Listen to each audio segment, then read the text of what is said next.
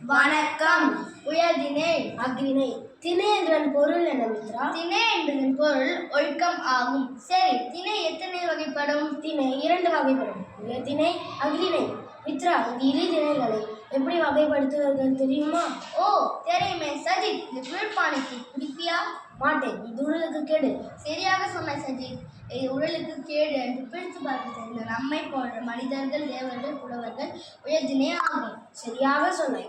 பிரித்து பார்க்கும் உள்ளது, அதனால் மனிதர்கள் உயர்திணை. பிரித்து பார்க்கும் தெரியாத உயிருள்ள விலங்குகள், பறவைகள் மற்றும் உயிரற்ற பொருட்கள் அஃறிணை. சரிதானே? நன்றி. மருத்துவர் உயர்திணை, தேனீகள் அஃறிணை, கப்பல் அஃறிணை, பாத்தி உயர்திணை, சேவல் அஃறிணை, நண்பன் உயர்திணை.